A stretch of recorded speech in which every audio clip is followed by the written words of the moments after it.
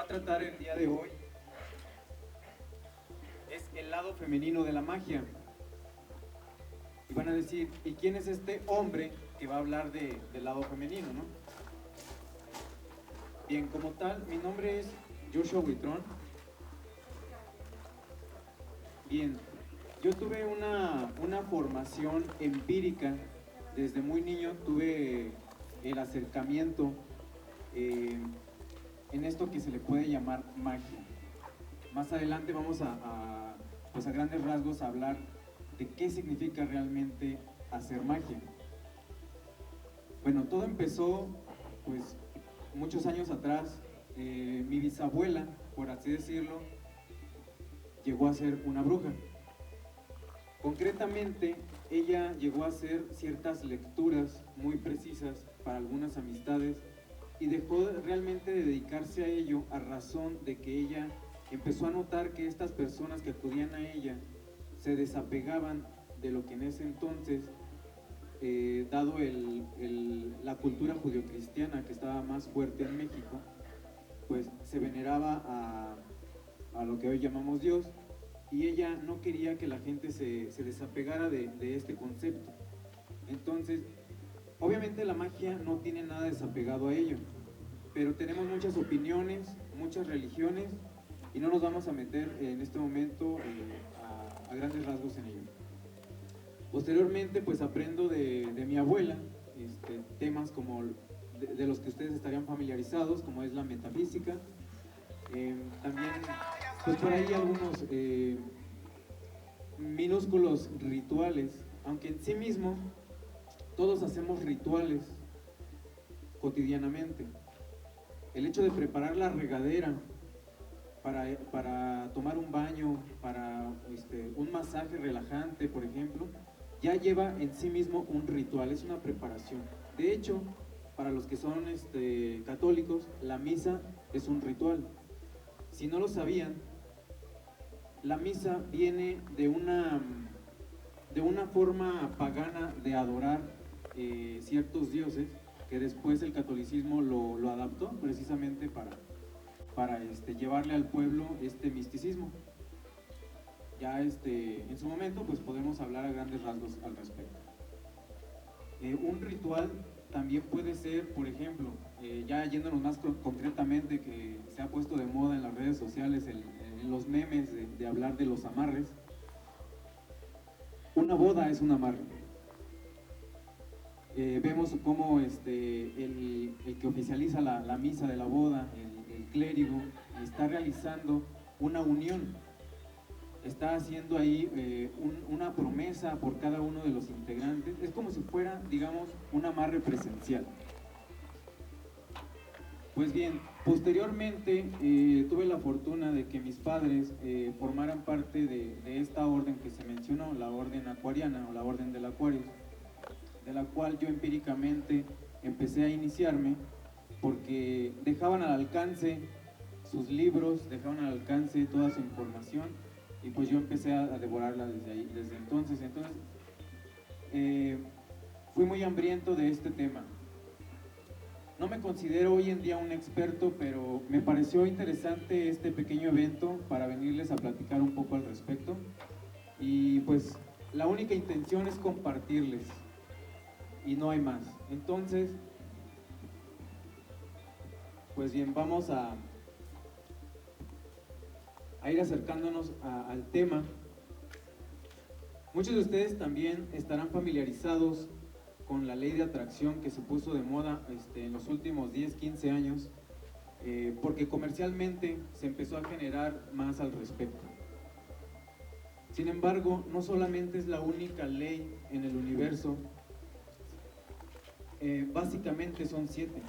2 de ellas es el principio de generación y la otra es el principio de polaridad. Precisamente es donde partimos y donde vamos a realizar el esquema de mencionar la importancia de la mujer en la magia. Pero para empezar, ¿qué es magia? Dado que, bueno, pues la mayoría se encuentra a una distancia considerable, pues me gustaría hacerlos participar pero los veo que están muy cómodos a pesar, bueno, también tomando en cuenta la amenaza de lluvia. Esperemos que no nos alcance todavía. Si en algún momento alguno de ustedes quiere levantarse a realizar alguna pregunta o alguna acotación importante, a complementar o incluso a corregirme, porque les recuerdo, no soy un experto, pues bienvenido a sus palabras. Pues bien, la magia viene de esta influencia que tiene nuestro lenguaje del latín y del griego, del cual se forman algunas lenguas, hoy las conocemos como lenguas romances. Estas lenguas, pues además del español, que es nuestra lengua madre actualmente, también es el francés, el italiano, entre otros. Entonces, proviniendo del griego y del latín, tenemos esta palabra que es magistere, que es de donde proviene la palabra magia. Ustedes habrán escuchado la palabra magistere, por ejemplo, cuando el profesorado, los maestros, van a hacer su tipo mini olimpiadas que les llaman juegos magisteriales, en relación a que pues está participando el colegiado, el profesorado, en este tipo de actividades. Precisamente, culturalmente se le empezó a dar esta connotación de maestro, aunque en realidad lo correcto es llamarles profesores, que son los que se dedican a orientar desde niños y en diferentes ramificaciones, ya sea desde el kinder hasta universidad y posgrados. Son profesores. Los maestros eran los que orientaban precisamente en todo este misticismo.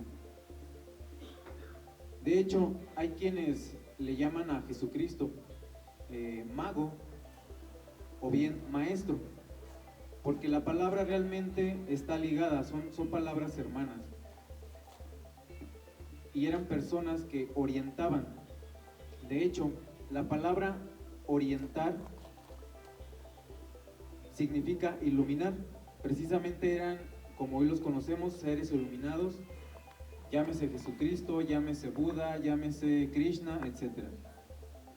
Estos maestros precisamente fueron los primeros magos, y es de ahí donde se origina la palabra. Ya posteriormente tenemos palabras para connotar diferentes tipos de magia, por así decirlo, ¿no? Ya posteriormente se utiliza la palabra bruja, la palabra hechicero, chamán, según la cultura y según la actividad que estén realizando. Algo muy importante, aquí en su mayoría lo que yo observo es que podemos estar familiarizados con aspectos de lo que podemos llamar magia blanca. Hay que considerar que el otro lado, la magia negra, como tal es solo un color. Incluso hay magia roja, que es algo más erótico, hay magia verde, que es más de hierbas, y es solamente por darle un color, por darle un nombre, pero en realidad magia es una, así como la realidad. Hay quienes dicen que verdad solo hay una, pero aquí voy a hacer una corrección. Verdades hay muchas, pero realidad hay una. Les digo esto, les menciono esto, es muy importante, porque todos tenemos un punto de vista y hemos aprendido cosas desde puntos de vista diferentes. Entonces, lo que para ustedes puede ser incluso malo, por etiquetarlo de alguna manera, para otros puede ser bueno. Regresando al aspecto de la magia blanca y la magia negra, no estoy queriendo decir que una es buena o que la otra es mala. Son aspectos de la misma moneda. Decía Jesucristo, la casa de mi padre tiene muchas moradas. Y así sea santería, magia negra, magia blanca, también es parte de esto. Pero como les dije, no nos vamos a meter mucho en lo religioso, aunque sí vamos a enumerar algunos aspectos en cuanto a simbología, para poder hablar de la mujer en este sentido.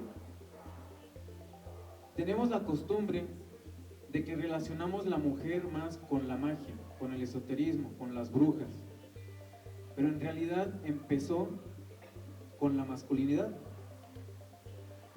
Traté de preparar este tema enfocándome nada más en la mujer y la verdad fue muy difícil, porque la verdad se complementa demasiado con el hombre. Y es precisamente el mensaje que vengo a dar. Claro, vamos a mencionar más sobre la simbología femenina, pero aquí la importancia es que no hay una competencia. Socialmente sí lo hay, pero porque así lo hemos creado nosotros. Sin embargo, es importante mencionar que no hay una competencia. Los sexos en realidad se complementan. Bien. La mujer tiene un papel muy importante en la magia porque tiene la capacidad física de crear, y de ahí es donde va a partir precisamente el materializar, el realizar un ritual para materializar el concepto que estamos buscando. Antes que nada, hay que tener presente que cada cosa que vemos en la realidad parte de un todo. No podemos decir que la noche es contrario al día, aunque así lo percibimos, pero se complementan para formar una unidad de medida de tiempo. Lo podemos ver desde esa otra perspectiva. Asimismo, tomamos que la otra dualidad importante de la que hablamos hoy es el hombre y la mujer. Partiendo entonces, como les decía, del Dios, del universo, del demiurgo, o como ustedes lo conozcan, se divide en dos. Se divide en lo masculino y en lo femenino. Por parte del lado femenino es donde se va a generar la creación. Asimismo, el hombre también es partícipe prestando parte de su materia, pero quien realiza la gestación para la procreación es la mujer. Es aquí donde empieza la parte importante, pero antes de llegar y de generalizar en ello, hay que conocer un poquito atrás de eso. Algunos de ustedes estarán familiarizados con la evolución biológica espiritualmente hablando. Todo comienza con la vida mineral, posteriormente prosigue a la vida vegetal, y es entonces cuando las plantitas quieren soltar sus raíces y empiezan a caminar sobre la tierra y les llamamos animal. Se genera un alma y por eso se llama animal, empieza a animarse. Posteriormente el animal consigue la razón y nos conocemos nosotros como humanos. Más arriba del hombre, más arriba del humano, hay un aspecto que en este momento lo vamos a llamar el SAT, y no es el que les va a cobrar los impuestos. El SAT en sánscrito significa Dios.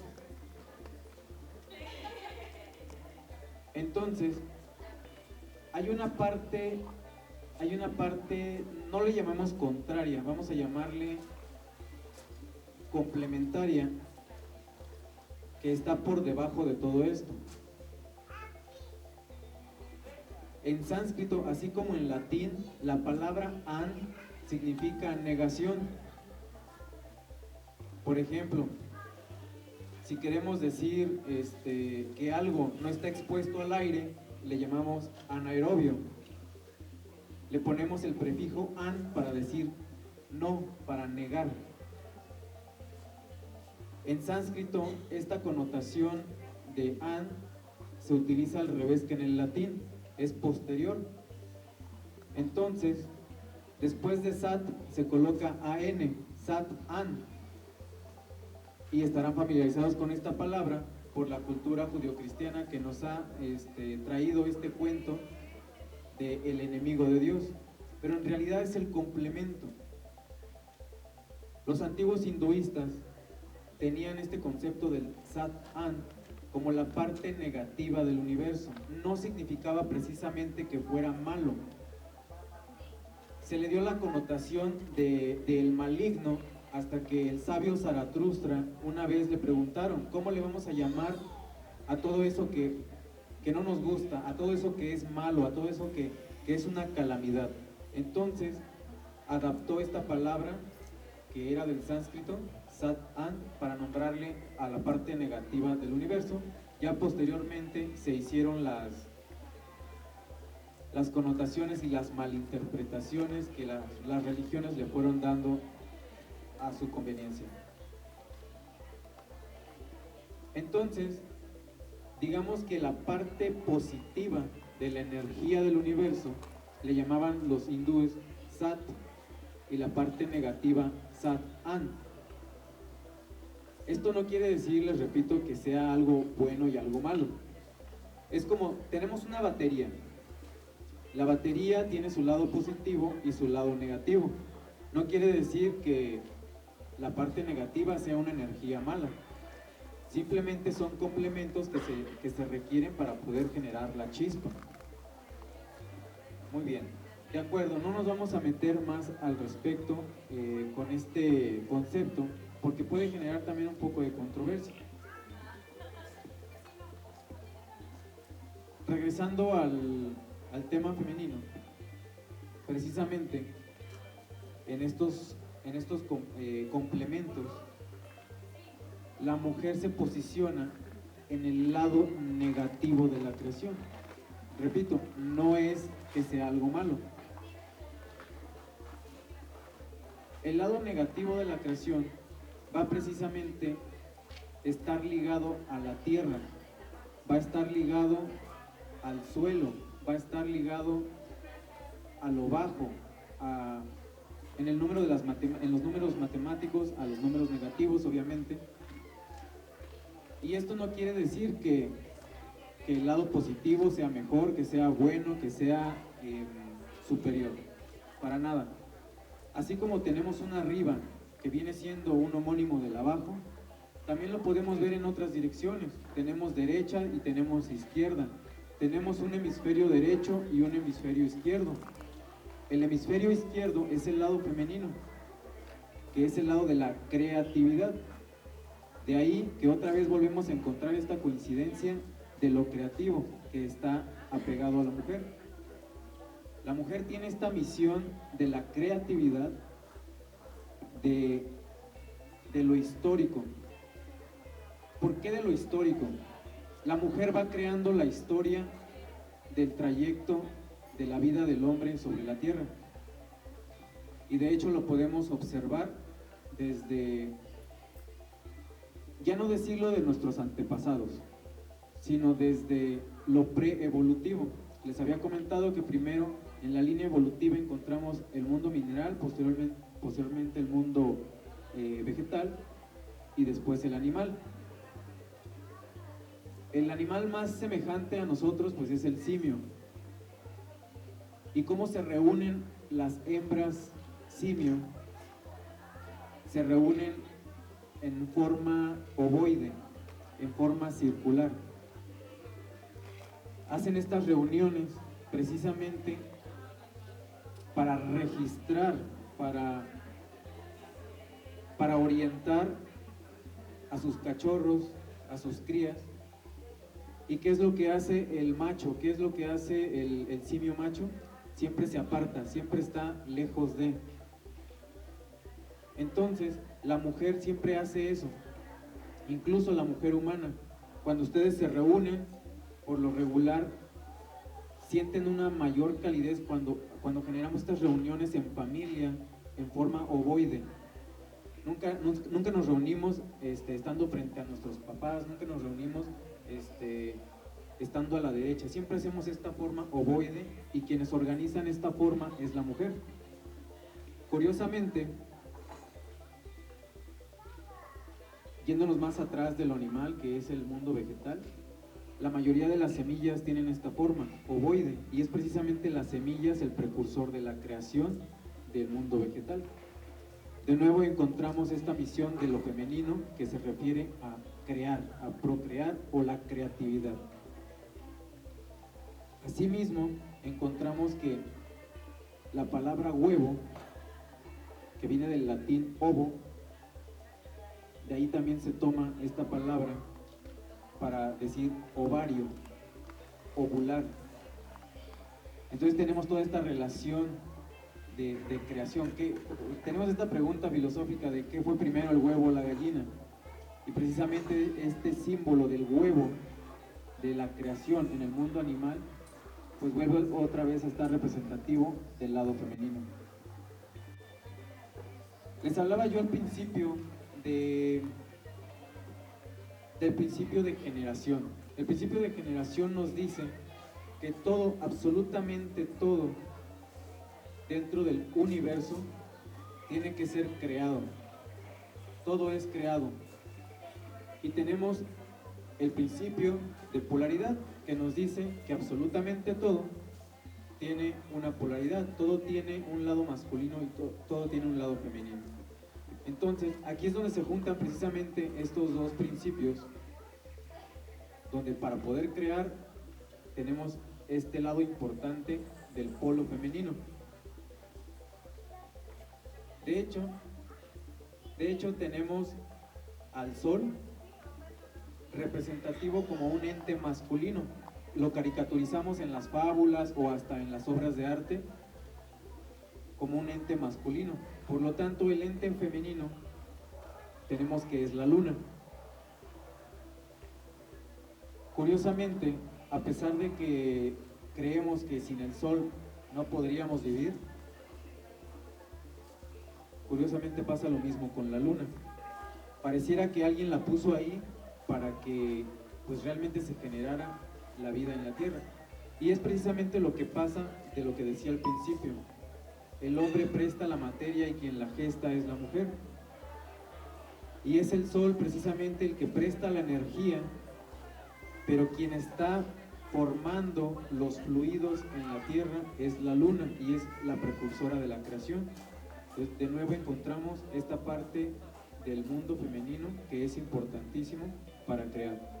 Volviendo a la premisa de lo que es importante del lado femenino para la magia, es precisamente esta connotación.